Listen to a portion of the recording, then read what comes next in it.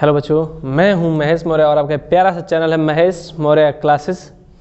हमने अभी तक आपको फिजिक्स में कुछ पीछे 3 टॉपिक पे लेक्चर दिए हैं। एक ही टॉपिक है, 3 लेक्चर है उसमें, जिसमें हमने वैद्युत आवेश क्या होता है और इसके कितने प्रकार हैं, कितने प्रकार से इसे आवेशन किया जाता है, इसके गुण क्या है, Q=NE पे हमने आपको कुछ न्यूमेरिकल करवा रखे हैं। तो अगर आपने पीछे के वीडियो नहीं देखे तो वो जाकर दे सकते हैं। और आज का हमारा जो टॉपिक है वो कूलाम का नियम है। ठीक, कूलाम का नियम, कि कूलाम का नियम क्या कहता है, कूलाम का नियम। ठीक, अब मैं आपको ये बता दूं कि जो आवेश होते हैं इनमें वैद्युत बल लगता है। कौन सा बल लगता है? वैद्युत बल। जैसे मान लेते हैं कि हमारे पास एक प्लस आवेश यहाँ पर है, दूसरा प्लस आवेश जो है वो यहाँ पर है। ठीक, तो जो 2 प्लस आवेश हैं, तो आप जानते हैं कि दो समान प्रकार के आवेश रहते हैं तो एक दूसरे को प्रतिकर्षित करते हैं। यानी कि जैसे जैसे हम इसको पास करेंगे वैसे वैसे ये हिस्सा, ये आवेश इसको हटाने की कोशिश करेगा, या ये आवेश इसको हटाने की कोशिश करेगा। यानी कि जब ये इसे हटाने की कोशिश करेगा तो जरूर ये जो आवेश है इस पर कुछ बल लगा रहा होगा। ठीक, उसी तरीके से अगर ये माइनस आवेश है और ये माइनस आवेश है तो इनमें भी प्रतिकर्षण होता है, और प्रतिकर्षण करने के लिए इनके बीच जो बल लगता है, बल कार्य करता है, उसे ही वैद्युत बल कहते हैं। ठीक, फिर सुनिए, जब 2 समान प्रकार के आवेश होते हैं तो उनके बीच कोई ना कोई बल लगता है जिसके वजह से ये प्रतिकर्षण करते हैं। जब विपरीत प्रकार के आवेश होते हैं तो इनके बीच कोई ना कोई बल लगता है जिसके कारण ये एक दूसरे को आकर्षित करते हैं। ठीक, तो आकर्षण करने के लिए या प्रतिकर्षण करने के लिए कोई ना कोई बल लगता है और उसी बल को वैद्युत बल कहते हैं। ठीक, इसका मतलब क्या है कि 2 समान प्रकार के 2 आवेशों के मध्य, 2 आवेशों के मध्य आकर्षण या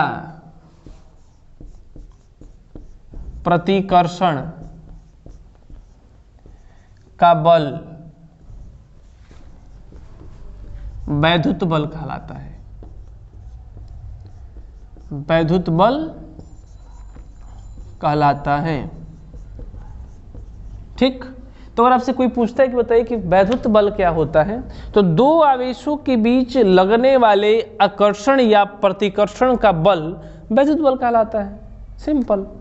अब आपने 2 चुंबक पर एक्सपेरिमेंट किया होगा कि जब हम एक दूसरे को समीप लाते हैं तो वे आकर्षित कर लेते हैं, और विपरीत समान से रहता है वो प्रतिकर्षित करने लगता है।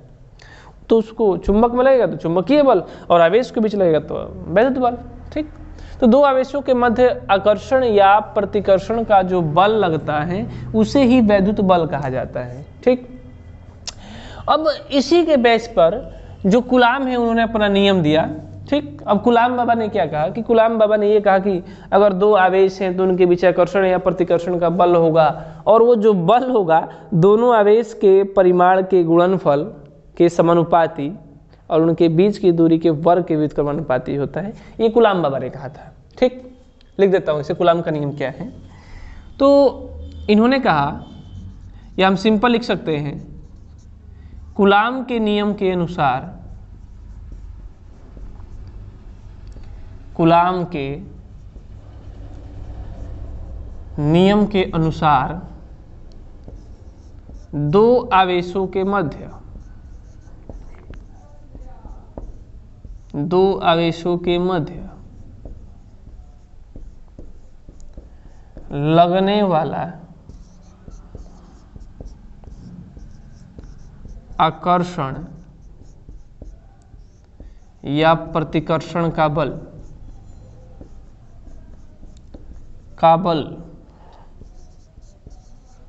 आकर्षण या प्रतिकर्षण का बल दोनों आवेशों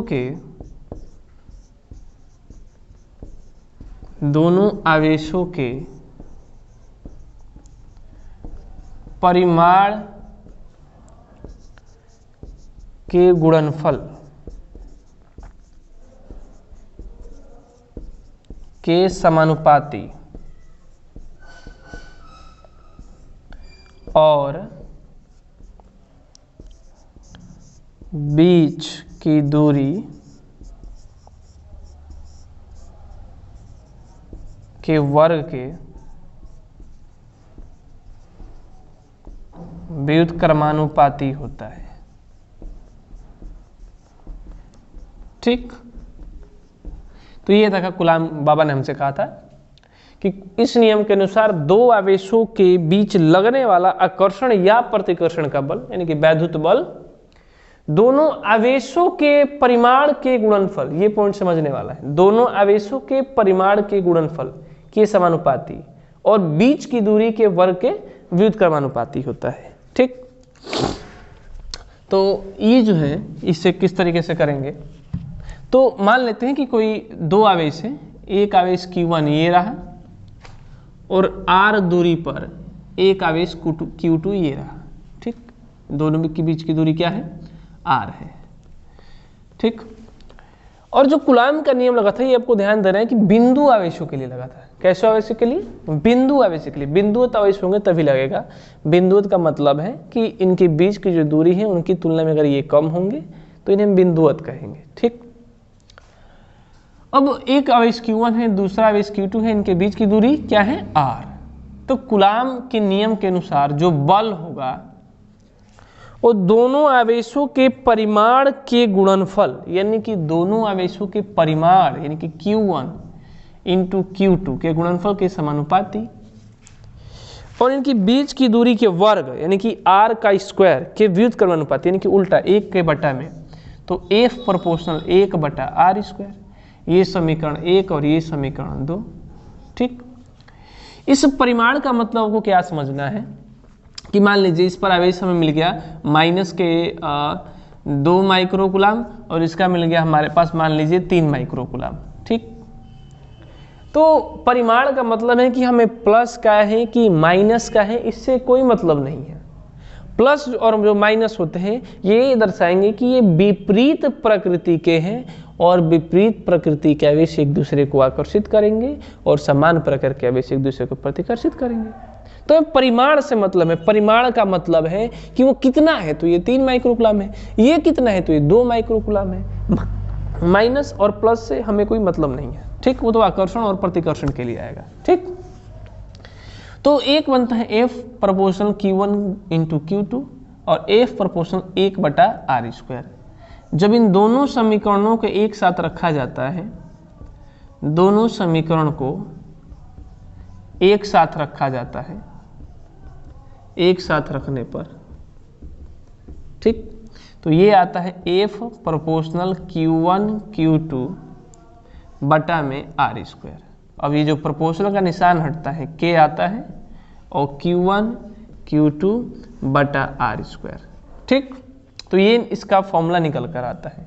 जो K होता है एक नियतांक होता है, इसका SI यूनिट में मान अलग होता है और जो CGS यूनिट होता है, CGS होता है उसका मान अलग होता है। मैं आपको दोनों में करके दिखाऊंगा।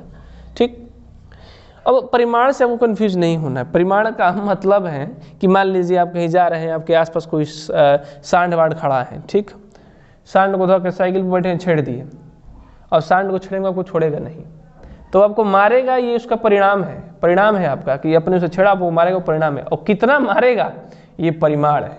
ठीक, नहीं समझ में आया आपको, मतलब कितना मिलेगा आपको, कितना गिरेगा आपके ऊपर, वो परिमाण है। और उसका परिणाम क्या, वो खुद भग गया या आप भग रहे हैं, इसका परिणाम है। ठीक, चलिए, तो ये था हमारा कूलाम का नियम और इसका F बराबर में K Q1 Q2 बटा R स्क्वायर आपको फॉर्मूला याद रखना है। अब मैं आपको क्लियर करता हूँ कि अगर SI यूनिट में कहेगा तो इसका मान क्या होगा और अगर CGS यूनिट में कहेगा तो इसका मान क्या होगा। ठीक, चलिए, तो देखिए SI में क्या होता है, तो A पॉइंट आता है इसका कि अगर SI में आपसे पूछा जाए, SI पत्ती में, तो इसका मान क्या होगा। ठीक, तो जो SI पत्ती होता है उसके लिए जो K का मान होता है वो होता है 1/4 पाई अपसाइलन 0। इसे अपसाइलन बोलते हैं, अपसाइलन 0। और जब इसको पूरा सॉल्व करते हैं तो 1/4 3.14 गुणा अपसाइलन का मान होता है 8.85 गुणा 10 की घात -12 मैं इसका मात्रक नहीं लिख रहा, डायरेक्ट लिखूंगा। तो के इसको जो सॉल्व करने पे आता है वो आता है 9 गुणा 10 के घात 9 न्यूटन मीटर स्क्वायर पर कूलम स्क्वायर। ठीक, ये निकल कर आता है, ये के का मान निकल कर आता है। ठीक, तो जो एसआई पद्धति होती है उसमें के का मान इतना होता है, और ये जो एप्सिलॉन 0 होता है इसे हम कहते हैं निर्वात की वैद्युतशीलता। ठीक, निर्वात की वैद्युतशीलता इसे कहा जाता है। ठीक, निर्वात की वैद्युतशीलता। और इसका मान मैंने आपको क्लियर कर रखा है यहीं पे कि एप्सिलॉन 0 का जो मान होता है वो 8.85 गुणा 10 के घात -12 होता है।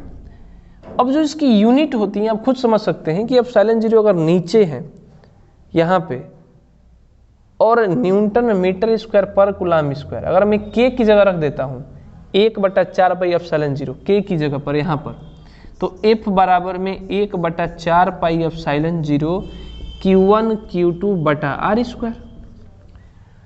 यानी कि जो एप्सिलॉन 0 होगा, अगर हम इसकी वैल्यू निकालने की कोशिश करें यहाँ पे रख के, मात्रक निकालने की बात कर रहा हूँ मैं, तो एप्सिलॉन 0 यहाँ पे और ये बन जाएगा हमारा, खुद देखिए कि 1/4 पाई F Q1 Q2 बटा R स्क्वायर।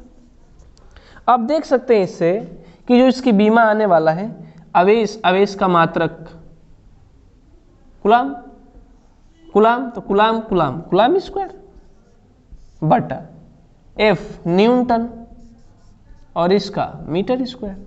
यानी कि मैं सिंपल कह सकता हूं कि जो K का मात्रक होता है उसी का ठीक विपरीत एप्सिलॉन 0 का मात्रक होता है, और एप्सिलॉन 0 का मान होता है 8.85 गुणा 10 के घात -12 coulomb square newton metre square.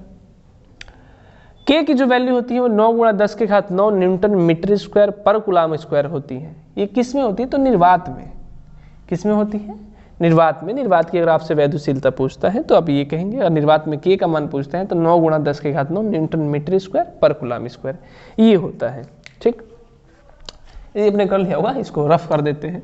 ठीक, अब क्या आता है कि जो एप्सिलॉन 0 हो गया ये हमने निर्वात के लिए एसआई पद्धति में बात कर लिया, लेकिन एसआई पद्धति में ही एक और कह देता है कि यदि निर्वात की जगह जो आपने निर्वात लिखा है यदि कोई माध्यम आ जाए, माध्यम उपस्थित हो, ठीक, माध्यम उपस्थित हो, माध्यम उपस्थित हो, तो मैंने ये कहा कि नोट है, ये नोट जब आपको दिख जाए तो समझिए कि निर्वात है।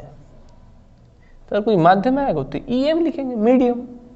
यानी कि F बराबर में 1/4 पाई एप्सिलॉन, लेकिन नोट यहां पर लिखा था मैंने, नोट।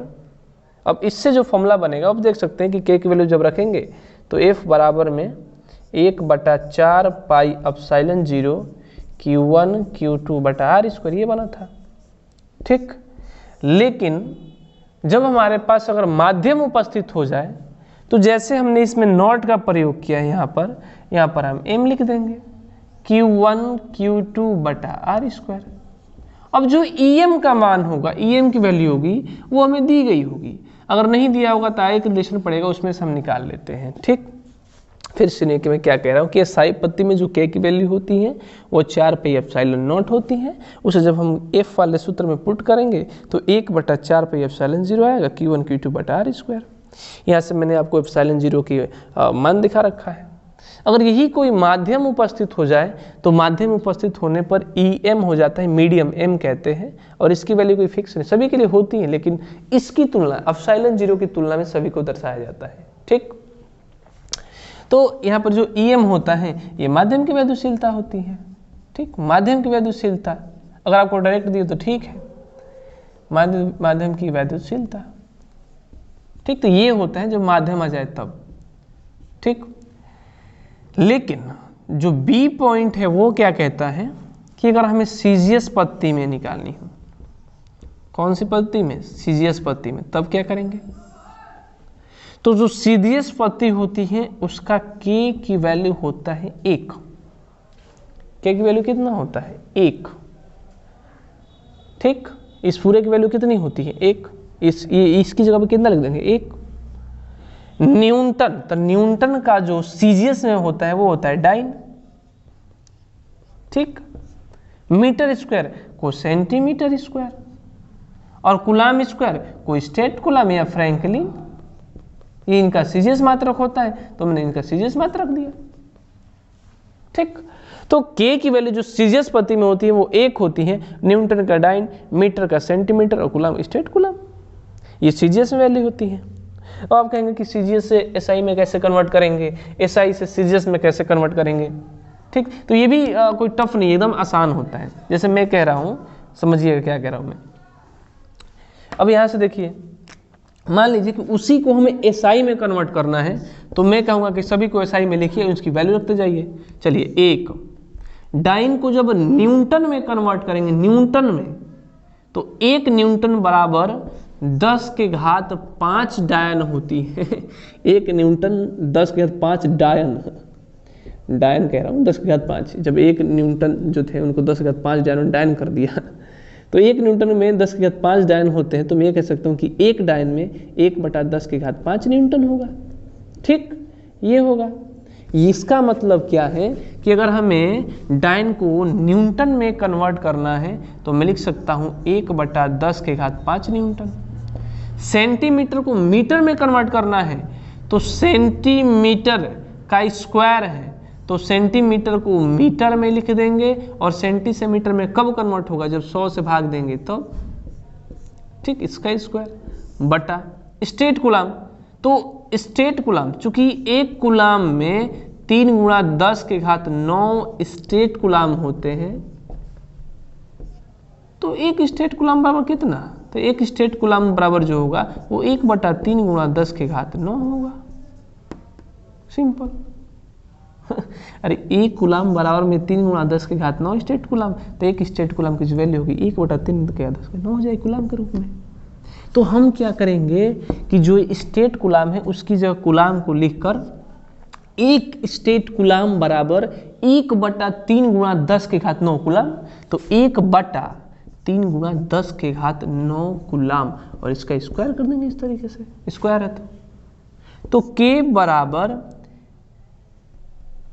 1/10 के घात 5 न्यूटन, मीटर स्क्वायर को साइड में कर देते हैं, और 10 का स्क्वायर, 100 को 10 का स्क्वायर कह सकते हैं, तो 10 के स्क्वायर यानी कि 1/10 के घात 4 के बटा में 1 का स्क्वायर 1, 3 का स्क्वायर 9, और 9 के घात, जब 10 के घात 9 का स्क्वायर करेंगे तो 10 के घात 9 का स्क्वायर हो जाएगा 18। तो ये सभी आ जाएंगे वैल्यू नीचे, और ये जो सभी वैल्यू है कहाँ चली जाएंगी, ऊपर, और ये कूलाम स्क्वायर यहाँ कहीं रह जाएगा। यानी कि जो K की वैल्यू आएगी वो 1/10 के घात 9 गुणा 9 गुणा 10 के घात 18 न्यूटन मीटर स्क्वायर पर कूलाम स्क्वायर। इससे इसको कट करेंगे तो K की वैल्यू 9 गुणा 10 के घात 9 न्यूटन मीटर स्क्वायर बटा कूलाम स्क्वायर। सिंपल। तो इस वजह से सीजीएस में इसकी वैल्यू 1 मानी जाती है। और तो सीजीएस को ही मैंने एसआई में कन्वर्ट किया है तो वापस वैल्यू वही आ गई, ठीक। अब क्या करना है हमें इसमें कि जब ये मालूम चल जाए एसआई जो पद्धति हैं, सभी क्वेश्चन को एसआई पद्धति में ही सॉल्व किया जाता है, तो हमें केवल ये मान याद रखने की आवश्यकता है। अगर हम ये मान याद नहीं रखेंगे तो भी चल जाएगा। माध्यम हो उपस्थित हो तो EM कहेंगे, आपको एक पॉइंट ये याद रखना है, ठीक। अगर माध्यम उपस्थित हो तो E0 की जगह पर हम EM का प्रयोग करेंगे मीडियम के लिए, और इसकी वैल्यू तुलना करके निकाली जाती है, ठीक। चलिए, तो ये था कूलाम का नियम।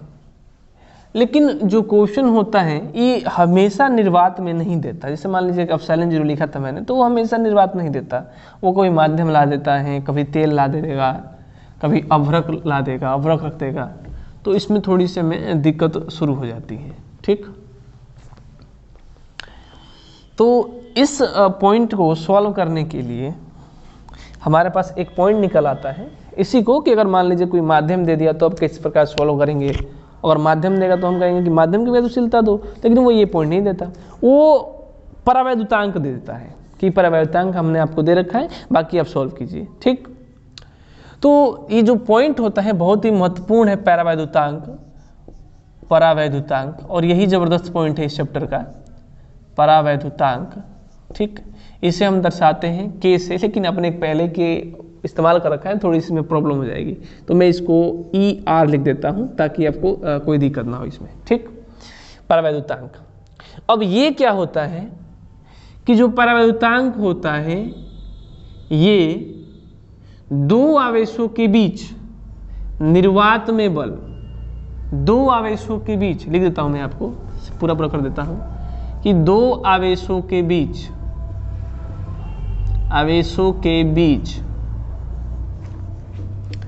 निर्वात में बल में लगने वाला बल या बल तथा माध्यम में दोनों आवेशों के बीच लगने वाला बल, आवेशों के बीच लगने वाला बल के अनुपात को परावैद्युतांक कहते हैं, या माध्यम का परावैद्युतांक कहते हैं। ठीक, परावैद्युतांक कहते हैं। ठीक, इसे किससे दर्शाते हैं तो ER से, यानी कि ER बराबर निर्वात में बल यानी कि सिंपल F, और माध्यम में दोनों आवेशों के बीच यानी कि FM। ठीक, इन दोनों के अनुपात को क्या कहते हैं, एप्सिलॉन नॉट, एप्सिलॉन R यानी कि परावैद्युतांक कहते हैं, माध्यम का परावैद्युतांक कहते हैं। ठीक, अब क्वेश्चन पूछेगा कि बताइए कि परावैद्युतांक का मात्रक क्या होता है तो न्यूटन खत्म, कोई मात्रक नहीं, यानी कि परावैद्युतांक मात्रक विहीन होता है, इसका कोई मात्रक नहीं होता है। अब कहेंगे इसको और सॉल्व करके क्या कुछ आ सकता है, तो देखिए क्या क्या बनेगा, F निर्वात 1/4 पाई एप्सिलॉन 0 Q1 Q2 बटा R² निर्वात। दूसरा माध्यम तो 1/4 पाई एप्सिलॉन M लिख दीजिए Q1 Q2 बटा R²। ये पूरा खत्म, ये पूरा खत्म, ये बचा, तो ये जाएगा सबसे ऊपर यानी कि EM, और ये बचा नीचे यानी कि E0। ठीक, यानी कि फिर एक डेफिनेशन बन सकता है कि जो परावैद्युतांक होता है वो माध्यम की वैद्युतशीलता और निर्वात में वैद्युतशीलता के अनुपात को परावैद्युतांक कहा जाता है। ठीक, तो एक डेफिनेशन और निकलता है कि EM और एप्सिलॉन नॉट यानी कि माध्यम की वैद्युतशीलता और निर्वात की वैद्युतशीलता के अनुपात को माध्यम का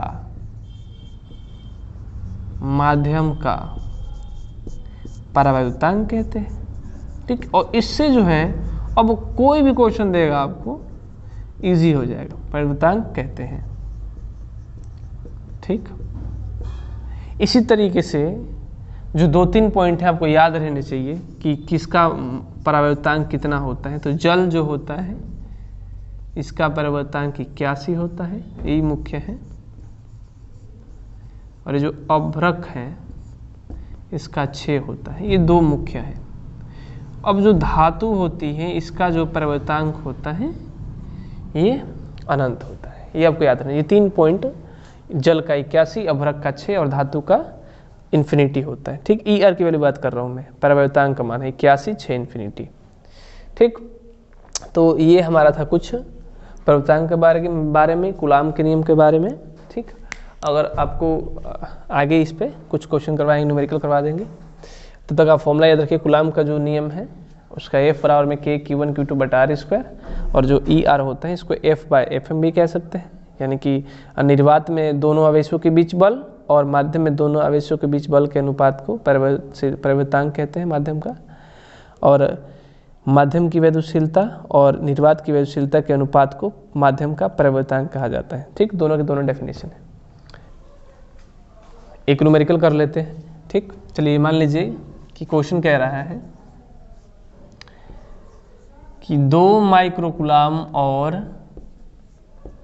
-4, ये 3 रख लेते हैं, माइक्रोकुलाम के आवेश परस्पर 60 सेंटीमीटर की दूरी पर है। 60 सेंटीमीटर की दूरी पर है। इनके बीच बल,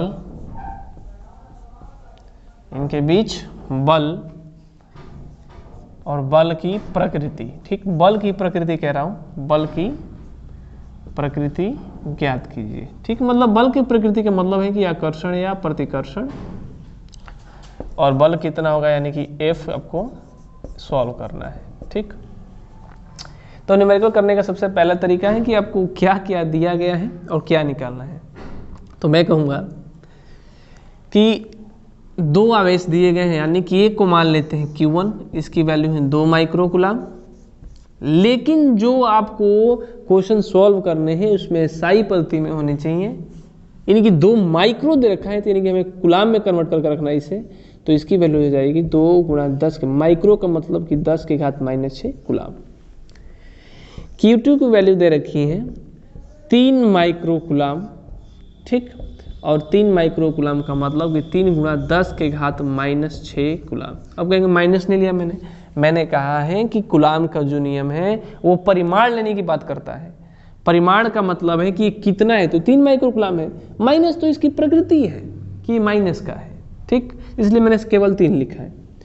अब जो ये आवेश है कितने सेंटीमीटर की दूरी पर है, 60, लेकिन जो सेंटीमीटर है सीरियस मात्रक, हमें SI लेकर चलना है, तो जब सेंटीमीटर को मीटर में कन्वर्ट करेंगे तो बटा में 100 मीटर। ठीक, चूंकि हम जानते हैं कि बल यानी कि F बराबर में K Q1 Q2 बटा में R², जो K की वैल्यू होती है 9 × 10 के घात 9 Q1, यानी कि 2 × 10 के घात -6, Q2 3 × 10 के घात -6 बटा R², तो 60 बटा 100 का होल स्क्वायर। ठीक, मल्टीप्लाई कर देंगे या फिर डायरेक्ट हम आए कर लेंगे, तो इसकी जो F की वैल्यू आएगी ये 9 × 2 × 3 और ये 10 के घात 9, 10 के घात -6, 10 के घात माइनस, यानी कि 10 के घात -12, यानी कि 10 के घात 9 × 10 के घात -12 अब बटा में 60 बटा 100, यानी कि 60 बटा 100 × 60 बटा 100। ठीक, अब F बराबर में 9 × 2 × 3 × 10 के घात -3 बटा 60 × 60 इंटू 100 ऊपर गया, ये वाला 100 ऊपर गया, 3 दूना 6, तो 6 दहा में 60, ये कटा एक, 3 दूनी 6, 10 बार में कटाइए। अब F बराबर में ये बचा 9, ये 10 पे कटा है, 10 के घात -3, 10 के घात, अच्छा 1 0 से 1 0, 1 0 और इसके लिए 1 0 खत्म, ये पूरा कटाइए, बचा नीचे 6 बच गया, तो 9, 10 के घात -3 और एक ये 100 बचा, अब बटा में ये 1 0 से 1 0, इस वाले 1 0 से इस वाले से 1 0 कटा, ये पूरा खत्म, तो केवल बचा यहाँ पर 6।